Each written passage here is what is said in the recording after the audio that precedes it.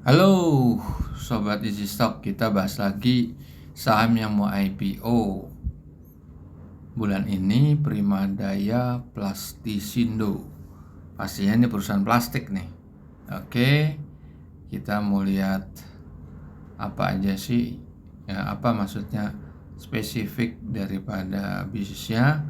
Industri barang dari plastik untuk pengemasan, berkedudukan di Cilengsi, memproduksi beberapa jenis kemasan plastik, tisu, steril, dan lain sebagainya. Berdiri sejak tahun 2005. Oke, ya. Book buildingnya 13 sampai 20 Oktober, harganya 200 perak lah, 195 sampai 200, pasti buat 200 yang dipakai. Oke. Nah, sekarang kita mau lihat prospektusnya. Ini sudah di-download. Jadi sebelum itu kita mau menjelaskan metode apa yang kita pakai. Metode yang kita pakai adalah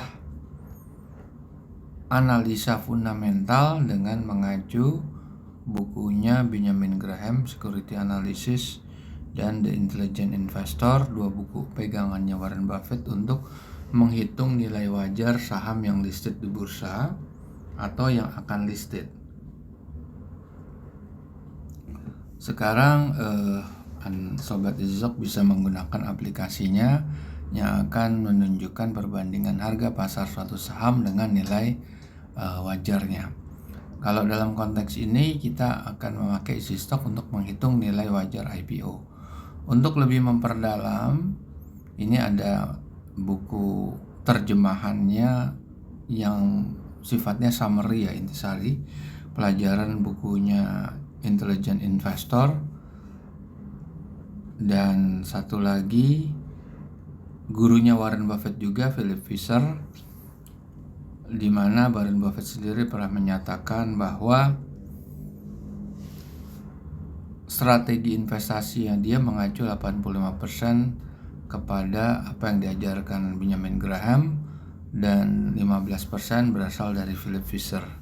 Philip Fisher tuh bukunya Common Stock and Uncommon Profit.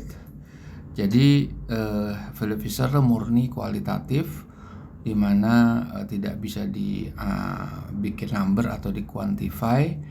Itu terkait sama manajemen, product line, franchisee, terus distribution channel, organization strategi, dan lain sebagainya. Oke, kita akan bongkar laporan atau prospektus ya. Prospektusnya kita mau lihat nih. Oke, nah, kita lihat nih sebelum PDPP itu go public, dia sudah mengissue saham sebesar 2 miliar. Dan untuk keperluan IPO ini dia menjual 500 juta atau ekivalen 20% dari total kepemilikan. Jadi total share outstandingnya 2,5 miliar lembar. Oke, sekarang kita mau lihat laporan auditednya.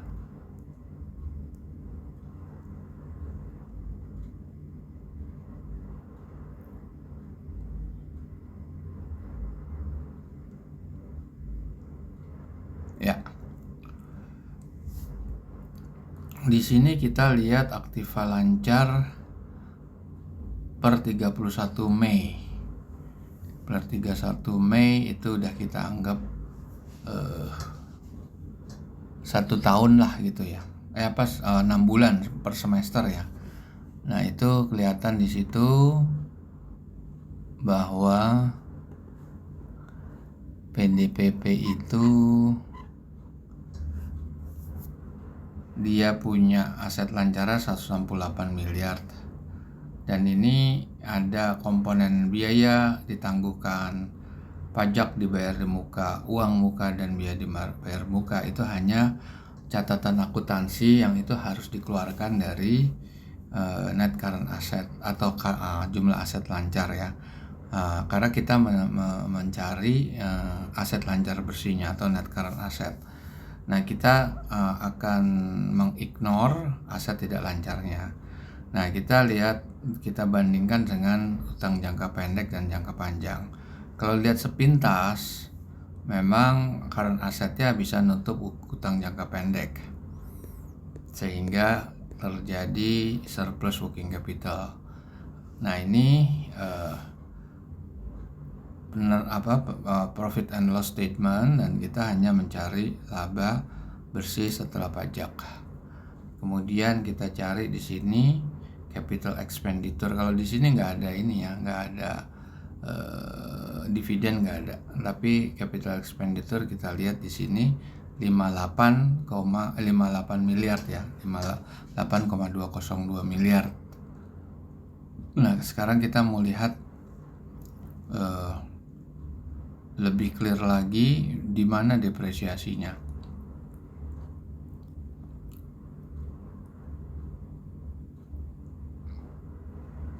Bentar. Oke, nah ini nih.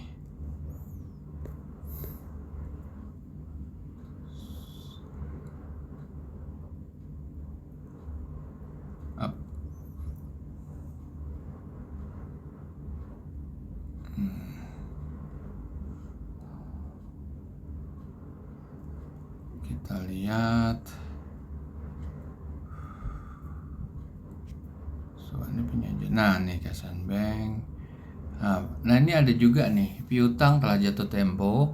Ini harusnya dikeluarkan, tetapi karena tidak ada catatan bahwa piutang yang lebih dari 90% itu menyebabkan penurunan nilai, kita nggak usah, kita hiraukan aja lah itu. Kita mencari aset tetap, kan sama kan di sini. Nah, tetapi di sini aset tetapnya 58 miliar ya. Ada aset dalam penyelesaian. Nah, ini harus dikurangkan. Kemudian akumulasi penyusutan. Nah, ini kita kan kalau di sini kita nyari dua periode. Satu periode yang paling update, yaitu periode semester 1 dan periode full year tahun lalu. Nah, ini penambahan untuk tahun 2021 untuk capex, dan ini untuk penyusutannya. Nah, kita bisa lihat lagi detail daripada ini ya, PNL-nya, profit and loss. Nah, ini Anda bisa cek di sini, betul nggak penyusutan aset tetap, amortization. Di sini ada hal-hal yang harus kita perhatikan, kayak pencadangan penurunan piutang usaha. Itu kan nggak real expenses, jadi harus kita keluarkan di situ. Pendapatan dan lain-lain di sini, rugi pelepasan hak guna, laba penjualan aset aktiva tetap, rugi pelepasan aktiva tetap, pendapatan selisih kurs, itu bukan real income atau real expenses di situ. Jadi Anda harus keluarkan dari situ. Oke, saya akan memperlihatkan video untuk ini ya. Ini Oke, PDPP ya, PDPP kita lihat laporan yang paling pertama, paling update. Oke.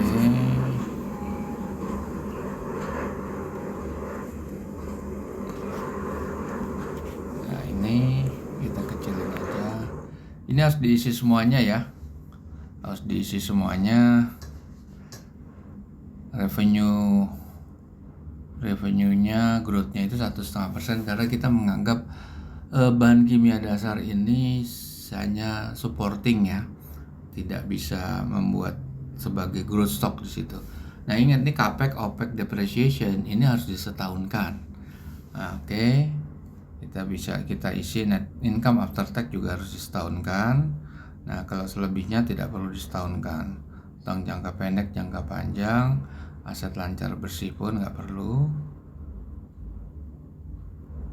Oke. Kita lihat, nanti kita selesai baru kita klik yang warna hijau. Oke, berapa? Klik, kita lihat.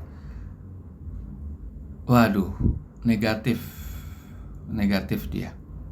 Karena di situ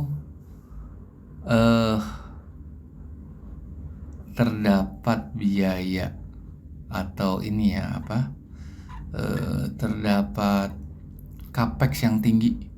Capex dia lebih besar sekali, itu kalau nggak salah 48 miliar. Oke, kita coba lihat yang tahun lalu, PDPP tahun lalu.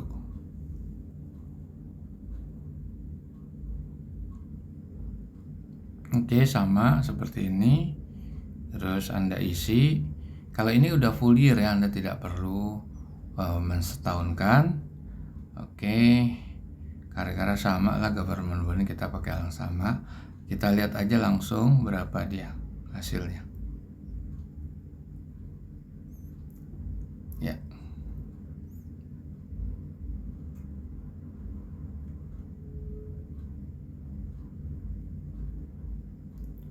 Sembilan dua ya. Sekarang kalau kita lihat di sini dia mintanya berapa nih?